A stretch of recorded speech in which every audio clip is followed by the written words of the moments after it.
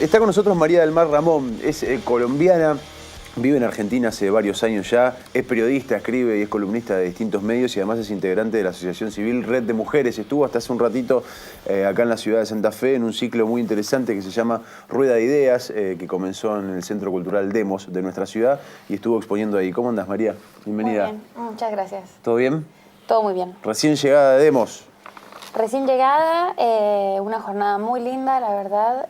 Sigue, está pasando en este momento. En este momento. Hicimos una pequeña interrupción y también durante la mañana pudimos conocer toda la experiencia cultural que tiene Santa Fe con el molino, la rotonda y, ¿cómo se llama? La redonda, el molino, la redonda, y hay varios, sí, el alero. El alero, conocimos eso, sí. Encendida. La verdad que yo estoy fascinada con la experiencia de Santa Fe, que ya como feminista la conocía por todo el tema del derecho al acceso a la interrupción legal del embarazo que tienen acá y que son como una provincia insignia de la temática, pero ahora ver toda la política cultural, la verdad que es fascinante. Los felicito y las felicito. Bueno, gracias. En un ratito vamos a estar charlando varias cosas para charlar con vos, digo, más allá de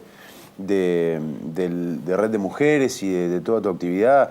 También esto de que seas extranjera tiene un punto de vista que es un valor agregado para nosotros, decir, bueno, a ver, ¿qué pasa en el mundo? ¿Qué pasa en Bogotá? En Colombia, ¿cómo estás viendo hoy Argentina? Así que un ratito lo vamos a charlar, pero nuestro compañero Héctor Galeano tiene y nos va a hablar de un caso que tiene que ver con esto, por supuesto, Héctor. Sí, hoy finalmente en el Salón Blanco de la Casa de Gobierno, el gobernador Miguel Lifchit pidió disculpas a una ciudadana reconquistense conocida con la sigla de SAR, llamada Eva, así la mencionó incluso en el acto oficial de hoy el señor gobernador a esta mujer que tenía en el 2011 19 años cuando ella y sus hermanas denunciaron haber sido violadas sistemáticamente por su padre, también reconquistense. Hicieron la denuncia, le creyeron muy poco aquella primera vez que denunciaron los hechos, no tuvo asistencia legal oportuna y por supuesto enfrentó un proceso con toda la estigmatización que después las Naciones Unidas se encargarán de reflejar en sus dictámenes. Esta situación generó el inicio de un expediente judicial, estuvo preso el padre de Eva durante un tiempo, pero finalmente un juez de sentencia de Vera, llamado Nicolás Muse Chemes, firmó la sentencia absolutoria, absolvió de culpa y cargo, ahí lo estamos viendo a Muse Chemes, al padre de Eva, por considerar que los dichos no pudieron ser probados con contundencia, sino que se quedaron en la mera probabilidad, citando el fallo de Muse Chemes en aquella oportunidad. Esto ocurrió el 2 de julio del 2011, la primera denuncia. En el 2012 fue la absolución del pájaro Rolón, el abusador. Y en el 2014, dos organizaciones de género de la provincia de Santa Fe, ayudados por una concejal reconquistense en ese momento, en el 2014 estamos hablando del Frente para la Victoria, lograron llevar el caso a la ONU. ¿Por qué?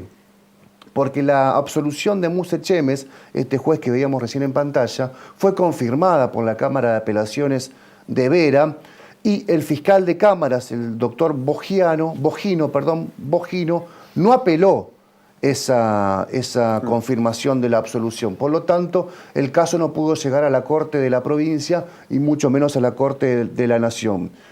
El paso que les quedaba a las organizaciones de género y a esta concejala del Frente para la Victoria Reconquista era ir a las Naciones Unidas a un comité especial contra todo tipo de abusos contra las mujeres. El caso fue abierto, fue admitido primero, fue tratado en Naciones Unidas y se castigó o se sancionó a la provincia de Santa Fe durísimamente.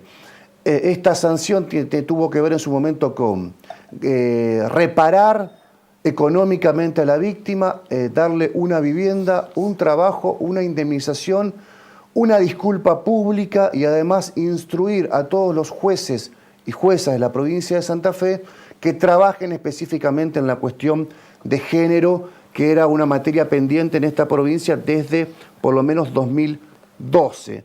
¿Qué dice en su dictamen la ONU? Que la sentencia absolutoria de Muse Chemes contiene concepciones discriminatorias, estereotipos de género y mitos sobre la violación. Deja impune el abuso sexual incestuoso en una zona donde este tipo de delitos está muy naturalizado. Muse Chemes, el juez que absolvió al violador, es el mismo juez que en su momento, ustedes recordarán, absolvió de culpa y cargo a la exfuncionaria judicial Nilda Bibi Sánchez, oriunda de Vera, que organizaba fiestas entre adultos y niñas de 12 años en Vera. En ese fallo que absuelve a Bibi Sánchez, Muse Chemes cita, por ejemplo, programas de televisión en donde hay señoritas bailando con poca ropa. Cita, por ejemplo, que un programa de televisión en Argentina donde se decía, por ejemplo, hay cash, hay plata. Sí, esto está en el fallo de este señor Muse Chemes, pongan el adjetivo que quieran a Muse Chemes. Como diciendo que era una costumbre. Como diciendo que era natural Claro. tener una conducta antijurídica. Que como vayan menores. Como que era natural que participen menores en fiestas de adultos. Una locura. A cambio de canjeando sexo a cambio de dinero, básicamente. Esto lo dio vuelta finalmente una nueva constitución de la Cámara de Apelaciones y Bibi Sánchez fue condenada a 7 años. Bueno, Muse Chemes es el responsable, sigue siendo juez, por la información que tengo bastante fina en este sentido, va a presentar el inicio de los trámites jubilatorios para zafar del jury de enjuiciamiento que se le viene encima. Y que la Corte, sobre todo Rafael Gutiérrez, está pisando desde hace un tiempo esta parte. Volviendo al tema central, esta mañana el gobernador cumplió con una de las especificaciones de la sanción de la ONU.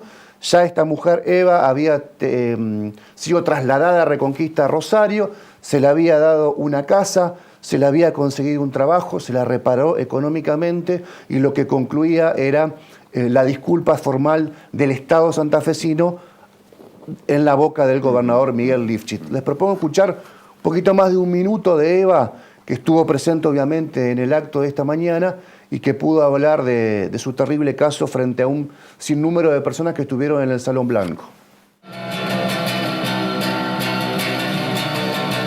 Bueno, desde ya muchas gracias a todos los que están presentes. Enormemente gracias, señor gobernador, porque se hizo cargo de errores que cometieron otras personas. Gracias por tomarse su tiempo, como también a Matías Figueroa, señor. Muchas gracias. Y bueno, enormemente saben que le agradezco a todas las mujeres que estuvieron a mi lado, nunca me dejaron, estuvieron conmigo. Le agradezco a las dos instituciones, Ingenar y CLADE. Muchas gracias. Y bueno, estoy aquí y solo le quería decir a aquellas mujeres que me están viendo, me están escuchando y obviamente las que están aquí presentes y pasaron lo que pasé yo o lo están pasando, solo quiero decirle que se puede salir a pesar que esas personas que nos hacen tanto daño, que no son seres humanos, sino están enfermos, no acorralen, piense que no hay escapatoria y le digo que sí hay escapatoria y podemos.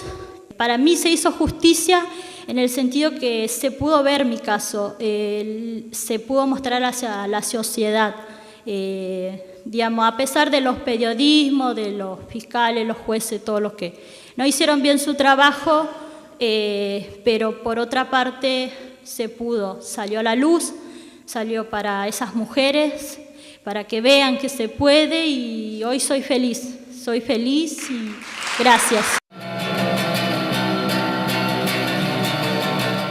Bueno, escuchábamos a Eva, la víctima de todo el andamiaje judicial y principalmente de personas con nombre y apellido, como por ejemplo el juez Nicolás Muse Chemes, el Estado santafesino reparando, a partir de una sanción de la ONU, a esta mujer. Casi camarista, ¿no?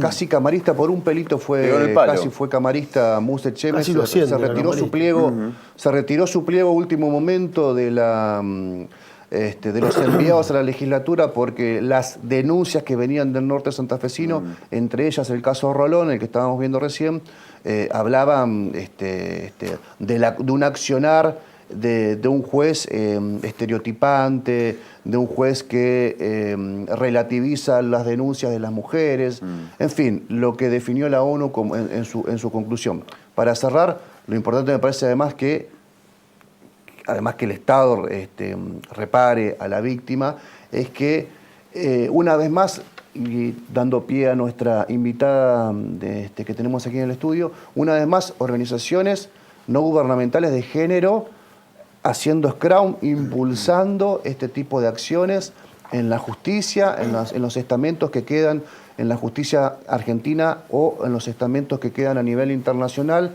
Esto que vimos hoy es la consecuencia de esa lucha, principalmente de 2 ONG que trabajaron a la par con Eva para conseguir todo esto. María, algunas de las cosas que mencionaste hoy son, por lo menos consideradas por muchos, políticas de avanzada en la provincia, lo cultural, entre otras cuestiones. Si hablamos de la justicia de la provincia de Santa Fe, este caso que recién relataba Héctor es uno apenas, pero hay varios. Y sobre todo en el norte de la provincia de Santa Fe. ¿Qué ves de todo esto, del rol de la justicia en la cantidad de casos de violencia de género? ¿Qué nos puedes decir de esto? Yo diría que no es un problema de la justicia de Santa Fe, es un problema del Poder Judicial, que es un terrible reproductor del sistema patriarcal, para mí reproductor y perpetuador del sistema patriarcal en Argentina, en el resto de la región también, en parte porque es muy difícil pedirle al Poder Judicial que se capacite, es un poder conformado mayormente y en los lugares jerárquicos de importancia por varones. Las veces, de hecho, cuando se crearon las fiscalías especializadas de género en la provincia de Buenos Aires, también sin ninguna sensibilidad y ningún interés por la problemática, pensando que es una problemática menor, y cuando se crearon esas fiscalías, lo que hicieron fue designar fiscales mujeres sin formación en la problemática de género, asumiendo que porque eran mujeres tenían las competencias, y además de eso, del último rincón del tacho, porque como eran fiscalías que no tienen ninguna incidencia política territorial, mandaban como a los efectores y las efectoras judiciales con no solo peor formación, sino además un comportamiento muy dudoso dentro del Poder Judicial. Entonces, por ahí vemos una problemática seria y es la resistencia del Poder Judicial a capacitarse y la forma en la que está constituido, que es absolutamente patriarcal, dentro de lo que les explicaba de cómo las mujeres tampoco, el techo de cristal dentro del Poder Judicial es tremendo. Las mujeres no acceden a los lugares de jerarquía y además una resistencia constante de los poderes judiciales a los cambios sociales y culturales. La verdad que el Poder Judicial siempre llega tarde y también el Estado ha cometido y ha pecado terriblemente en pensar que la única solución posible ante la problemática de violencia machista es el derecho penal. Entonces también, además de que no va a responder bien el Poder Judicial, también hay un problema muy fuerte en que el Estado no está destinando presupuesto para políticas públicas de prevención, sino que todo va y se lo tira al Poder Judicial y al derecho penal, que no puede responder porque uno no está capacitado, y aún si estuviera capacitado, la verdad que el rol del derecho penal es cuando el delito se cometió. O sea, ya con las mujeres muertas a nosotros no nos sirve pedir más cárcel, pero está como está, justo lo hablábamos mucho recién en Demos, que la fantasía punitivista es tremenda para tratar las problemáticas de género porque no le resuelve las condiciones materiales a las mujeres y porque el derecho penal llega cuando el delito se cometió y ya tenemos la violación, el femicidio, la violencia física y no está siendo eficiente en garantizarle a las mujeres condiciones básicas y elementales. Yo diría que esas son como las 3 puntas del problema con el Poder Judicial. Hablaste recién, en el caso de los fiscales puntual, pero gran parte de tu trabajo tiene que ver con capacitar. El poder entender también, por ejemplo, en distintos ámbitos, qué se puede hacer, cómo hay que actuar ante una situación de violencia de género. Eso tampoco lo tenemos. Y desde la política, digo, uno no lo ve. Uno ve en las campañas la foto, el cartelito, desde Ni Una Menos, lo que significó para la Argentina Ni Una Menos, a actores de la política con la foto en redes sociales, etc. Ahora, cuando uno va a los presupuestos de los distintos estados, municipal, provincial y nacional, es casi nulo en políticas de género, en capacitación. Sí, es nulo. Es vergonzoso. Y nosotras, de hecho, estamos trabajando y estamos impulsando la idea de que se genere, lo llamamos de esta manera, que es un presupuesto feminista, pero eso quiere decir que básicamente la política de género se transversalice a los presupuestos ministeriales. Yo, como trabajo en la provincia de Buenos Aires, todo el tiempo la uso como referencia, pero en el caso de seguridad, por ejemplo, la política criminal está basada en presupuestos para combatir el narcotráfico y la criminalidad, eximiendo a las mujeres y eximiendo la violencia de género de la política criminal. Y resulta que un porcentaje altísimo de las IPPs, o sea, de las causas que empiezan iniciadas en la provincia de Buenos Aires, son por la problemática de género. Es decir, tenemos una problemática que sí está llegando a un poder y una dependencia ministerial, pero para la que no hay ninguna respuesta, porque el Ministerio de Seguridad no cree que el problema de género sea un problema de seguridad, y sí es un problema de seguridad, así como es un problema de educación, así como es un problema de desarrollo social. Entonces, si no pensamos en una política presupuestaria transversal, el problema igual sigue llegándole al Ministerio de Seguridad y sigue recostándose ahí sin ninguna alternativa. O sea, no se destina presupuesto y es peor para el mismo ministerio la sobrecarga de causas que empiezan por violencia machista y que no tienen ninguna respuesta y que después sobrecargan el Poder Judicial. Como es, para mí, por supuesto, no es hacerles un favor que destinen presupuesto, pero es muy elemental realmente, y es terrible que lo estemos diciendo como algo novedoso, pensar que las decisiones políticas tienen que tener en cuenta las problemáticas específicas del 50% de la población, porque es que las mujeres no somos una minoría. Entonces, la verdad que como es muy anacrónico y sin embargo lo que digo parece muy revolucionario en cuanto a hay que pensar un presupuesto transversalizado. ¿Qué impresión te llevas de lo que pasó en Argentina hace muy poquitos días, que fue esta negativa del Senado a ampliar derechos y a darle la sanción definitiva a la ley del aborto legal, seguro, gratuito y lo que significó culturalmente, socialmente, tener una sociedad movilizada, creo yo, como muy pocas veces vimos en la historia del país? Yo creo, primero, y una acotación, porque esta coyuntura demanda siempre decirnos las cosas buenas, antes que estar en la provincia de Santa Fe en este momento, siempre hay que aplaudirle a la provincia de Santa Fe por la política de derechos sexuales y reproductivos, por la producción de misoprostol, que es una cosa que envidiamos desde las demás provincias, específicamente desde la de Buenos Aires. Yo leo lo que pasó como colombiana, en parte entendiendo que estamos tanto más atrás en el resto de la región, y como residente argentina, feminista, integrante de los movimientos feministas, que es una victoria, porque lo que se hizo, lo más importante de hacer, era la despenalización y la legalización social del aborto. Que dijéramos aborto en todas partes.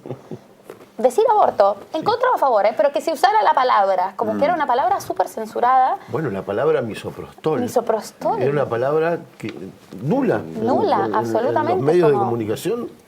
Eso para que el debate llegara al Congreso, la importancia que tuvieron los medios masivos, la importancia que tuvo Intrusos, es increíble. Como a mí siempre que cuento el proceso argentino en otros lados, como contextualizo que es un programa de chimetos en esta franja. Claro. Como, entonces, eso es una victoria, finalmente, porque la verdad es que con el 86 del Código Penal, que es el artículo que dice dentro del Código Penal que el aborto es legal por causales, y ustedes lo saben bien en la provincia de Santa Fe, se puede garantizar la práctica a partir del fallo FAL del 2012 que amplía el término de salud.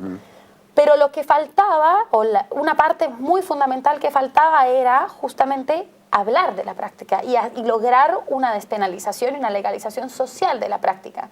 Y poder decir en todas partes que las mujeres abortamos a pesar de la prohibición, cómo abortamos, que abortamos con misoprostol, que el aborto no es un evento ni traumático ni riesgoso, que es algo natural de la vida de las mujeres y que además tiene que ser un derecho, es una enorme ganancia. Como ley va a pasar, sin ninguna duda. No solo va a pasar en Argentina, va a pasar en el resto de la región, porque esto que pasó en Argentina fue y generó una efervescencia tremenda con la temática en el resto de Latinoamérica, lo que no había pasado. ¿En Colombia, por ejemplo? Sí, Colombia tiene la misma situación legal que en Argentina. El aborto es legal desde el 2006 por causales. No fue como en Argentina, que fue un proceso que antes no legislativo. tenía causales, era no, antes del 2006 era penado. Sí, en todas sus formas. Es legal a partir de una sentencia de la Corte, no fue un proceso legislativo y democrático. Colombia es un país muchísimo más conservador que Argentina, pero tenemos una figura del derecho muy interesante que son como las acciones populares de alguna manera, y a partir de la violación de derechos masiva, negarle a las mujeres el acceso a esta práctica, se legaliza por causales. Al Colombia no ser un país federal, la garantía del acceso a la práctica por causales está mucho más estandarizada y funciona mucho más que en Argentina, que eso sí es una traba tremenda que era súper necesario con la legalización, y es el acceso indistinto de las provincias, porque el panorama en Santa Fe pues, es Disney del aborto, y después en Salta es otra cosa. Entonces, pero bueno, en Colombia esto que pasó en Argentina habilitó la discusión. Sabemos que la discusión no va a llegar al Congreso, mucho menos con el nuevo gobierno que acaba de asumir, que es de ultraderecha, pero el paso de hablar de aborto, de hablar de la palabra... Socialmente ya significa mucho. De sacarla del placard, en Colombia todavía no pasó, pero está pasando. Tenemos en Chile que antes de ayer se presentó un proyecto de ley para la legalización total del aborto, siendo que apenas hace 2 años que tienen la despenalización por causales. Entonces, el pañuelo verde es una ola y es una insignia feminista que está siendo regional y sin ninguna duda va a ser ley. Y además es una pena, no una pena, pero es una torpeza política terrible de los senadores, sin tener en cuenta que el próximo año... Va a llegar. No sé si, no me acuerdo bien cuál era el porcentaje, pero un porcentaje muy alto del padrón, creo que el 30% del padrón iba a tener menos de 30 años. Como además de menos ser... de 30 años, sí, claro. Además de ser algo malvado, no reconocer este derecho, es torpe políticamente, porque no están viendo la coyuntura y no están viendo la calle. Entonces eso... Santa Fe es digna, y le decimos a nuestra invitada, pero tiene el servicio de obstetricia de la maternidad más importante de Santa Fe, con todos sus profesionales objetores de conciencia. Revelados. Revelados. Es así. María, muchas gracias por venir. Un placer haberte tenido. No, muchísimas gracias a ustedes.